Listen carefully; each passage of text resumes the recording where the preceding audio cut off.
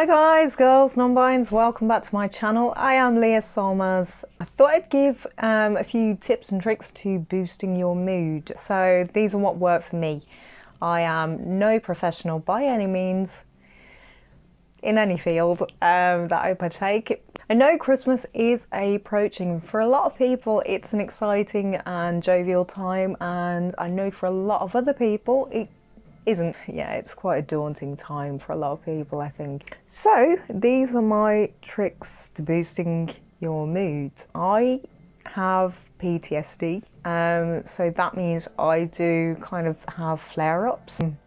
Anyone who suffers with PTSD will know you tend to have triggers, and these triggers tend to kind of affect your mood greatly at times. For me, I know my triggers, and I know I can kind of identify when I'm going through a bit of a flare-up. Like, my mood will just completely plummet, and it won't be just like a day, it'll be it can be months at a time sometimes. But yeah, I do tricks, tips and all sorts to try and boost my mood and get myself out of that flare-up. When I say a flare-up, it's kind of like a mental slump almost. Not just that, you tend to have like melancholic feelings, and yeah, you just kind of overthink everything and you're not yourself basically. So these are tips and tricks to getting you back to yourself. We're not creatures of negativity. We were never born as babies, you know. Babies aren't cynical and negative. They're very happy and joyous and like innocent and curious beings, and that's what we kind of need to get back to, I think. So these are my tips and tricks to boosting my mood, and hopefully they'll help someone out there. So yeah, tip number one, music. My go-to is music. Number one, music. When I'm in that melancholic slump, I try and avoid all sad songs, you know, those ones that really cut deep. And my go-to is actually 90s R&B. The reason being, a lot of the lyrics and things are very upbeat. It has such a summery vibe to it as well. A lot of like 90s music. I don't know what happened. I'm a 90s baby, so that's probably why I like it. A lot of 90s songs are like really feel good and cheesy, and yeah, I think we need to get back to that. That's my go-to, is music. And I also play guitar. When I play my guitar and I'm just kind of in it, that's the best way I can describe it. You know, you just kind of zone out. That's my number one go-to. Number two is a bath. I love baths. Obviously a shower will do. The reason being, especially towards the end of the day, it's so great mentally to have a bath or a shower. You just wash off everything that you've kind of absorbed physically and energetically. I don't know if anyone out there is kind of into the same stuff as me, but I am a big believer in like energies and picking up people's energies, you know. So I like to wash those energies off and kind of wash those feelings away. If you are into spiritualism, there is practice in Hermeticism where a lot of isms, where you charge the water. So when I say charge, I mean setting your intention. So you kind of visualize what the water is going to do, so it washes off those impurities and negative energies that you've soaked up, because I do believe we're energetic sponges as people. And yeah, just wash it all away. You feel so much cleaner, you feel more relaxed after a bath. This is just normal science, you know, nothing to do with spiritualism. It's such an amazing and underrated thing, just washing and cleansing. So, and you know, with the current climate of the world, it's really important to try and stay as sanitary and clean as possible. So number three, what I've written down is write it out. If you're not a big talker, I am not, but that's why I tend to kind of put myself into I throw myself into my creativity, and it's that expression of self. That's how I kind of resolve a lot of issues, I guess. But yeah, write it out. Write down your feelings, you know, look at them, analyze them, and just it helps sometimes to just kind of get those wayward thoughts like down on paper, to actually see them in the physical, and kind of, it takes the weight off of your mind, I think, as well. So write out your feelings and purge those thoughts, get them out of your head, because that's kind of the whole point of this, is kind of trick yourself, getting out of your head. So yeah. Tip 4, talk to a friend. Hopefully everyone out there has that go-to person. My best friend Julie, we've known each other since I was 13, so like, God, how old am I? I don't know, we've known each other since I was 9. Wow. Oh God, wow. So 21 years I've known her, and she's just my go-to person when I'm struggling to kind of make sense of situations and people.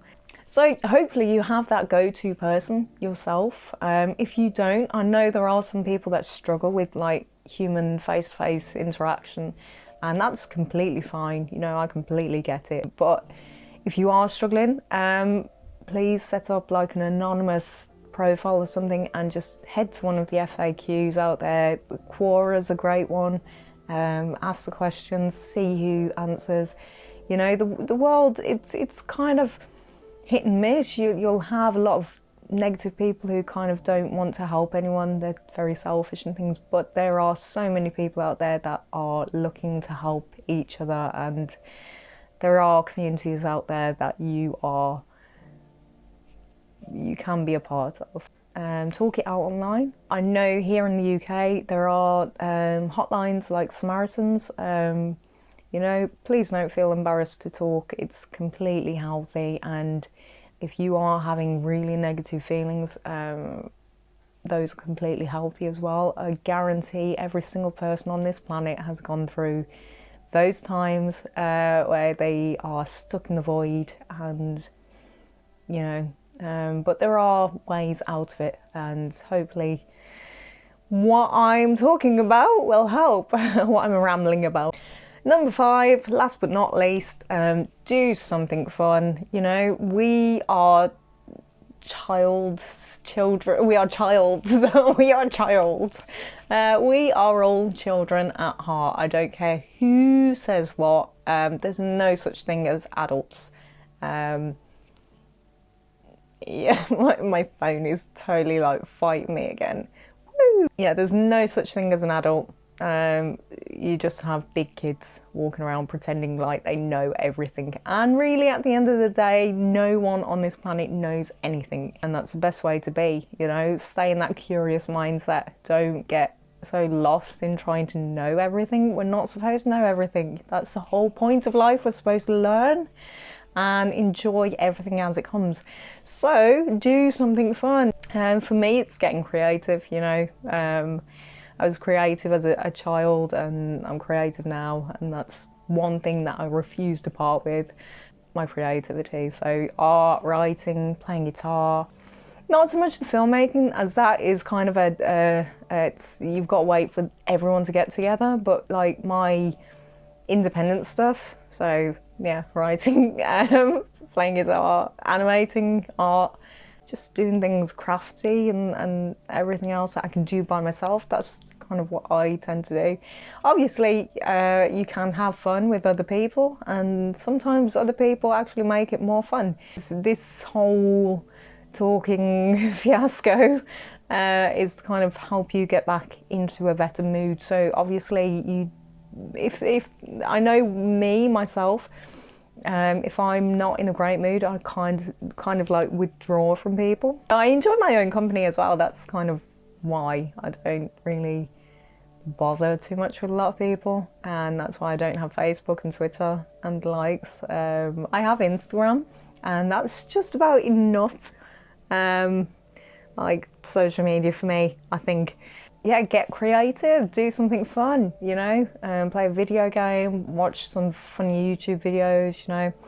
I'd try and recommend staying off Facebook, Twitter, even TikTok, as those can be quite energetically draining. and mentally draining, I think. And if you're trying to deal with your own stuff, I don't think Facebook or Twitter are the best places to go, as you have so many people kind of putting their own stuff out there, and then the news sometimes isn't that great either. So yeah, I would recommend staying away from those kind of social media platforms. Bonus trick tip for those hippie people. So a tippy trip kick, I don't know, I'm giving up on that. I tend to wear tourmaline. It wards off negativity basically. So I believe we are all energetic sponges. It's kind of inevitable that we will pick up each other's emotions and feelings and things. That's why it's so important to be mindful and discerning of the company that you keep as well. Not everyone out there has your best interests at heart, which is a very kind of tragic thing, to be honest.